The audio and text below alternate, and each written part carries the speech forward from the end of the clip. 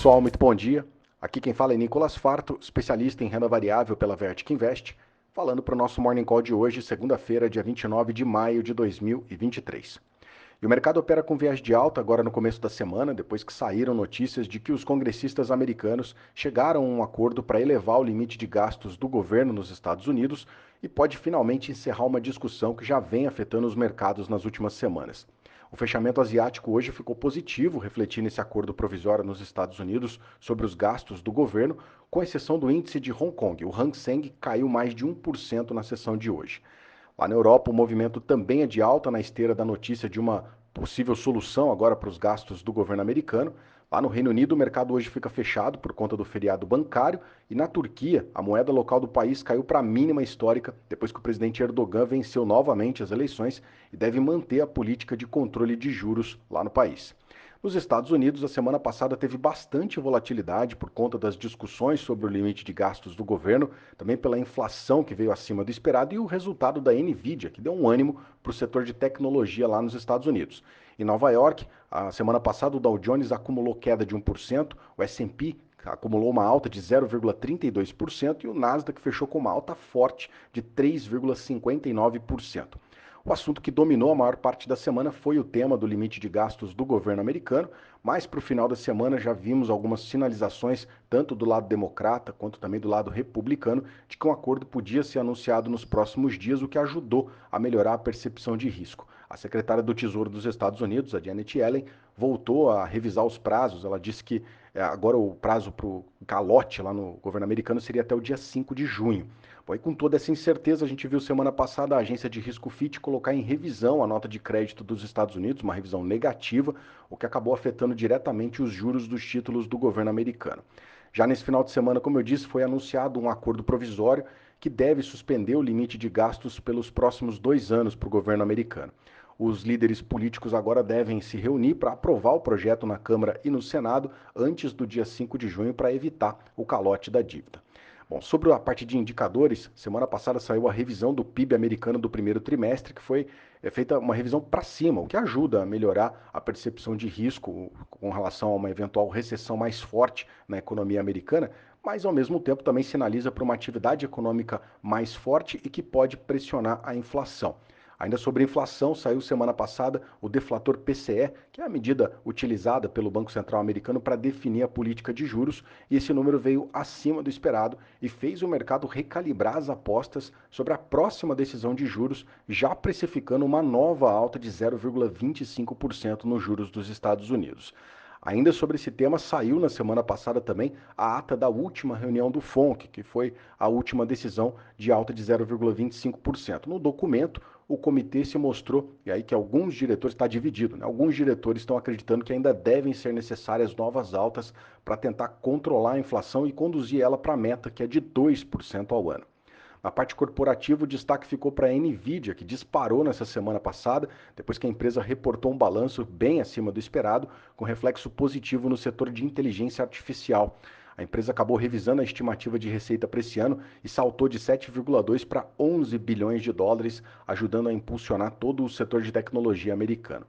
Na agenda dos Estados Unidos, nessa semana, o destaque vai ficar para os indicadores do mercado de trabalho. Vai sair na quarta-feira o relatório JOLTS, na quinta-feira sai o relatório ADP e os pedidos de seguro-desemprego e, finalmente, na sexta-feira, o indicador principal da semana, o Payroll, que vai sair e deve dar para a gente mais indicados, mais noção aí de como é que está o mercado de trabalho lá nos Estados Unidos e, portanto, como é que vai ficar a próxima decisão de juros, bastante importante para a gente acompanhar.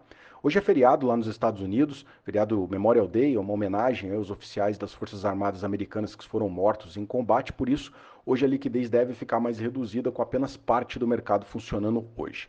Atualizando aqui os índices agora. S&P Futuro sobe 0,26, o Eurostock 600 está caindo 0,05, lá em Londres o FTSE está parado, o Nikkei no Japão fechou com uma alta de 1,03 hoje, o Xangai Composite fechou com uma alta de 0,28%. O índice de mercados emergentes sobe 1,77%, o DXY, o dólar index, sobe 0,04% agora. Juros de 10 anos dos Estados Unidos, queda de 1,35%, negociado a 3,76 no anual. Índice de commodities da Bloomberg no 0 a 0. O petróleo agora virou para queda. O petróleo WTI está caindo 0,21%, cotado a 72 dólares e 52 centavos o barril. Já o petróleo Brent cai 0,38%, cotado a 76 dólares e 68 centavos o barril. O petróleo agora opera com viés de baixa, mas chegou a operar no viés mais positivo no começo do dia, refletindo também o acordo que deve permitir o governo americano a aumentar o limite de gastos. O minério de ferro teve uma sessão de alta na China nessa madrugada. Lá em Dalian, o minério disparou e subiu 4,89% e fechou aos 101 dólares e 59 centavos a tonelada, o que deve favorecer o setor de mineração e siderurgia aqui no nosso mercado local. O universo de criptoativos também reage bem à notícia da elevação dos gastos do governo americano. O Bitcoin, nas últimas 24 horas, sobe 2,95% e está cotado a 27.960 dólares. O Ethereum também sobe, alta de 3,3%, cotado a 1.905 dólares nesse momento. Bom, por aqui o Ibovespa também fechou em alta na semana passada, refletindo a aprovação do arcabouço fiscal lá na Câmara e também o IPCA 15, que veio abaixo do esperado. Na semana passada, o Ibovespa acumulou uma alta de 0,15% e fechou aos 110.905 pontos. O dólar fechou com uma leve queda de 0,7%, a moeda americana fechou cotada aos R$ 4,99. Os juros por aqui caíram bastante durante a semana, refletindo a aprovação do novo arcabouço fiscal, que agora vai para o Senado e deve ser votado no plenário sem passar pelas comissões da Casa. A expectativa é de que seja aprovada para depois ir para a sanção presidencial com o presidente Lula. Além disso, um grande destaque positivo na parte de indicadores aqui na semana passada foi a prévia da inflação medida pelo IPCA 15, que veio com uma alta abaixo do que o mercado projetava, veio com alta de 0,51% no mês, a projeção era de uma alta maior, alta de 0,64%, isso acabou animando bastante o mercado por aqui. O presidente do Banco Central, Roberto Campos Neto, ele reconheceu a surpresa positiva do indicador, o que ajudou a reforçar a percepção de que a Selic pode começar a cair já na próxima reunião em agosto. Esse movimento de queda dos juros acabou ajudando bastante as empresas mais ligadas à economia local e aquelas que são mais sensíveis à curva de juros. No corporativo, destaque de alta de mais de 16% na semana para as ações da Alpargatas, depois que a companhia anunciou um programa de recompra de até 32 milhões de ações. O setor aéreo também foi um destaque positivo na semana, refletindo a aprovação no Senado da medida provisória que deve isentar o setor de PIS e COFINS até o ano de 2026. Com isso, as ações da Azul subiram na semana mais de 13%, enquanto a Gol subiu mais de 7%. Do lado negativo, destaque de queda para a Cielo, que na semana caiu mais de 10% depois que o CEO da empresa renunciou na última quinta-feira. Queda também para o setor de frigoríficos, que sofreu com o decreto do estado de emergência dado aí pelo Ministério da Agricultura por conta dos casos de gripe aviária aqui no Brasil. Com isso, as ações da BR Foods acumularam queda de 7% na semana, enquanto a Marfrig caiu 7,1%. Bom, na agenda local aqui nessa semana, o destaque vai ficar para o PIB do primeiro trimestre, que vai sair na quinta-feira e deve vir com uma forte alta na comparação com o último trimestre, o trimestre do ano passado.